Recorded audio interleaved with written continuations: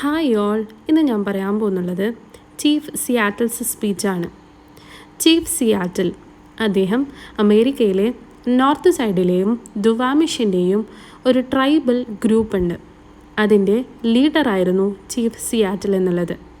അദ്ദേഹം ചെറിയ പ്രായത്തിൽ തന്നെ ലീഡറായിട്ടും വാരിയറായും നല്ലൊരു പ്രാസംഗികനുമായി അറിയപ്പെട്ടിരുന്നു. 1848 അദ്ദേഹം റോമൻ കാത്തലിക്കിലേക്ക് കൺവേർട്ട് ചെയ്യുന്നുള്ളത്. ഈ കൺവേർഷന് ശേഷമാണ് വൈറ്റ് മെന്നും റെഡ് ഇന്ത്യൻസും തമ്മിൽ ഒരു ഫ്രണ്ട്ലി ആറ്റിറ്റ്യൂഡ് ഉണ്ടാക്കിയെടുത്തിട്ടുള്ളത്. മിഡ് 19th സെഞ്ച്വറിയിൽ അമേരിക്കൻസ് അവരുടെ ലാൻഡ് എക്സ്പാൻഡ് ചെയ്യാൻ വേണ്ടി തീരുമാനിച്ചു. റെഡ് ഇന്ത്യൻസിൻ്റെ കയ്യിലുള്ള ലാൻഡിനെ പിടിച്ചടക്കുക എന്നുള്ളതായിരുന്നു അവരുടെ തീരുമാനം.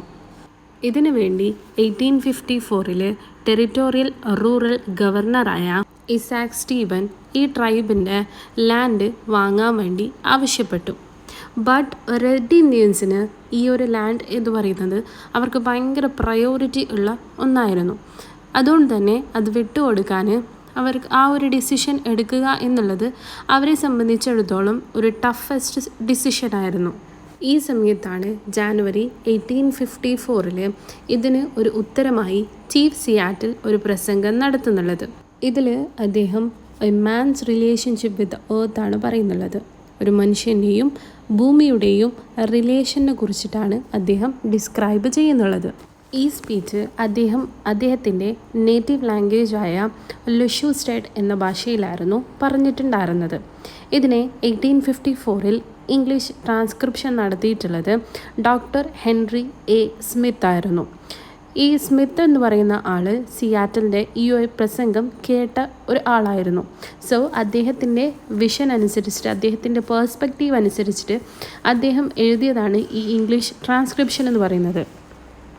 ഇപ്പോൾ നമ്മൾ പഠിക്കുന്നുള്ള ഈ ഒരു സ്പീച്ച് എന്നുള്ളത് it was translated by Ted Perry. അദ്ദേഹം ഹോം എന്ന ഫിലിമിൻ്റെ സ്ക്രിപ്റ്റ് റൈറ്റർ ആയിരുന്നു. ഈ ഒരു സ്പീച്ച് കാരണം ചീഫ് സിയാറ്റിലിനെ ഒരു ഇക്കോളജിക്കൽ വിഷനറി ഉള്ള ഒരാളായിട്ടാണ് കൺസിഡർ ചെയ്യുന്നുള്ളത്. അദ്ദേഹത്തിൻ്റെ വിഷനും അദ്ദേഹത്തിൻ്റെ മെസ്സേജും ഇപ്പോഴുള്ള എൻവിറോൺമെൻ്റലിസ്റ്റിന് ഒരു ഇൻസ്പിറേഷനാണ്. Who loves the earth and nature. ഈ ഒരു സ്പീച്ചിൻ്റെ സ്റ്റാർട്ടിങ്ങിൽ തന്നെ അദ്ദേഹം പറയുന്നുണ്ട്, ഈ ഒരു ലാൻഡ് എന്ന് പറയുന്നത് ഭയങ്കര സാക്രഡ് ആയിട്ടുള്ളതാണ്.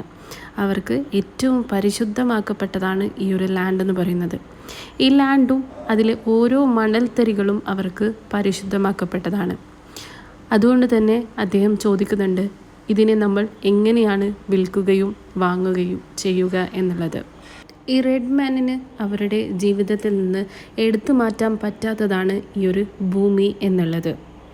അവർ dead never forget this beautiful earth. അദ്ദേഹം കൂട്ടിച്ചേർക്കുന്നു, ഈ ഒരു ഭൂമി എന്നുള്ളത് ഞങ്ങളുടെ അമ്മയാണ്. They are part of the earth and it is part of them.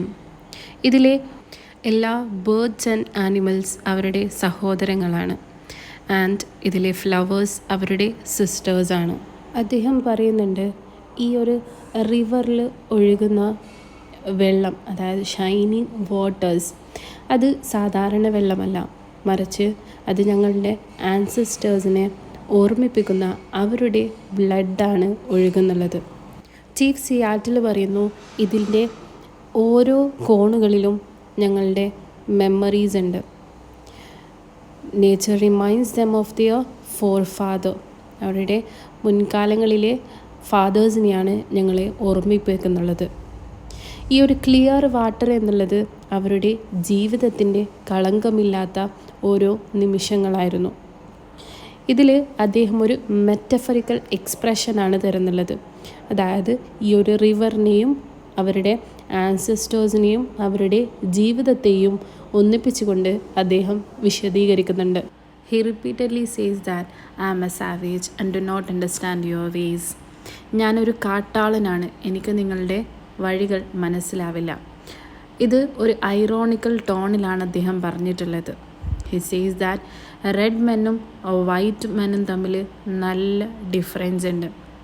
ഈ വൈറ്റ് മെന്നിൻ്റെ സ്ഥലങ്ങൾ കാണുമ്പോൾ നമുക്ക് കണ്ണുകളിൽ വേദനയാണ് ഉണ്ടാക്കുന്നുള്ളത്. കാരണം അവിടെ ഒരു സ്ഥലത്ത് പോലും ഒരു കാറ്റ് പ്ലേസ് ആയിട്ട് ഒന്നും നമുക്ക് പറയാനില്ല. ഒരു സമാധാനത്തിൻ്റെ ഒരു സ്ഥലം പോലും അവിടെ ഇല്ല. ഇത് ഐറോണിക്കലി അല്ലെങ്കിൽ കളിയാക്കിക്കൊണ്ടൊരു പരിഹാസ രൂപത്തിലാണ് അദ്ദേഹം പറയുന്നുള്ളത്. കാരണം റെഡ് ഇന്ത്യൻസിന് ഫുള്ള് നേച്ചർ ആൻഡ് അതിലെ ഒബ്ജക്ട്സിനോടാണ് കൂടുതൽ ഇഷ്ടമുള്ളത്. പക്ഷേ വൈറ്റ് മാൻ എന്ന് പറയുന്നത് അങ്ങനെയല്ല. അപ്പോൾ അവരെ കളിയാക്കിക്കൊണ്ടുമാണ് ഈ ഒരു ഐറോണിക്കൽ ടോണിൽ അദ്ദേഹം ഞാനൊരു സാവേജാണ് എന്ന് പറയുന്നുള്ളത്. For whatever happens to the beast soon happens to man. അദ്ദേഹം ഇവിടെ ഒരു കണ്ടീഷൻ വെക്കുന്നുണ്ട്. ഞങ്ങളിതിനെ നിങ്ങൾക്ക് വിറ്റാൽ തന്നെ അതിനെ നിങ്ങളൊരു ബ്രദറിനെ പോലെ കണ്ട് ട്രീറ്റ് ചെയ്യുക. അങ്ങനെ നിങ്ങളുടെ മക്കളെയും അത് പഠിപ്പിച്ചു കൊടുക്കുക. That is nature is sacred and it is our mother. അദ്ദേഹം ഒരു വാണിംഗായി അവിടെ പറയുന്നുണ്ട്, ഏർത്തിൽ കാണുന്ന ജന്തുക്കൾ അല്ലെങ്കിൽ പ്രാണികൾ എന്തെങ്കിലും മനുഷ്യൻ മൂലം അതിനെന്തെങ്കിലും സംഭവിച്ചാൽ അത് മനുഷ്യന് ഉടനടി തിരിച്ചു ലഭിക്കും. There is A bond between earth and human. അത് തകർക്കാൻ മനുഷ്യന് ആവില്ല. അത് തകർന്നാൽ തന്നെ ആ ഒരു മനുഷ്യനൊരു ലോൺലിനെസ് ഫീൽ ഉണ്ടാവും. അയാൾ ഒറ്റപ്പെടും. ഇവിടെ സിയാറ്റിൽ ഒരു യൂണിവേഴ്സൽ വിഷനായി മനുഷ്യൻ്റെ ഒരു ഓർഗാനിക് യൂണിറ്റി വിത്ത് നേച്ചറിനെ കുറിച്ച് പറയുന്നുണ്ട്. ഇറ്റ് മീൻസ് ദാറ്റ് മനുഷ്യൻ്റേതല്ല ഭൂമി എന്നുള്ളത്, ഭൂമിയുടേതാണ് മനുഷ്യൻ എന്നുള്ളത്. ഭൂമിക്ക് എന്ത് സംഭവിച്ചാലും അത് മനുഷ്യന് ഒരു തിരിച്ചടിയായി മാറും. ഭൂമി എന്നുള്ളത് മനുഷ്യന് ക്രിയേറ്റ് ചെയ്ത ഒന്നല്ല. He is A part of living and non living things on the earth. മനുഷ്യൻ എന്നുള്ളത് ജസ്റ്റ് ഒരു ലിവിങ് തിങ് മാത്രമാണ് ഈ ഒരു ഭൂമിയിൽ. ഈ സത്യം എന്ന് ഞങ്ങൾ മനസ്സിലാക്കുന്നുവോ അന്ന് നമ്മുടെ ജീവിതം സക്സസ്ഫുൾ ആയി എന്നാണ് അദ്ദേഹം പറയുന്നുള്ളത്. ഇത് എക്സാമിന് ഇമ്പോർട്ടൻ്റ് ആണ്. Attitude of white men and attitude of red men. അപ്പോൾ റെഡ് ഇന്ത്യൻസിൻ്റേതാണ് നമ്മൾ ഇത്ര സമയം പറഞ്ഞിട്ടുള്ളത്. ഇപ്പോൾ ആറ്റിറ്റ്യൂഡ് ഓഫ് വൈറ്റ് മെൻ ആണ് പറയുന്നത്. അവർ ഭൂമിയെ വാങ്ങുന്നു, അതിനെ അവർ ഉപയോഗിക്കുന്നു, അതിനെ പ്ലണ്ടർ ചെയ്യുന്നുണ്ട്. അതിന് അവസാനം അതിൻ്റെ ഉപയോഗം കഴിഞ്ഞ് അവരതിനെ വിൽക്കുന്നുണ്ട്. എർത്ത് എന്ന് പറയുന്നത് അവർക്ക് ബ്രദറിനെ പോലെയല്ല, പക്ഷേ എനിമീനെ പോലെയാണ്. അവർ രാത്രികളിൽ വരുന്നു, അവർക്ക് വേണ്ടത് അവരെടുക്കുന്നു, പക്ഷേ അവരൊന്നും തിരിച്ചു നൽകുന്നില്ല. ഭൂമിയെ അവർ നശിപ്പിക്കുകയാണ് ചെയ്യുന്നുള്ളത്.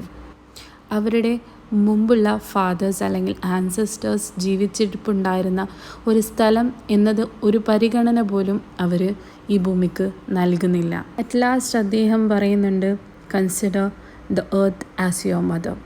It is sacred and it is precious. അപ്പോൾ ഇതാണ് ചീഫ് സിയാറ്റിലിൻ്റെ സ്പീച്ച് എന്ന് പറയുന്നത്.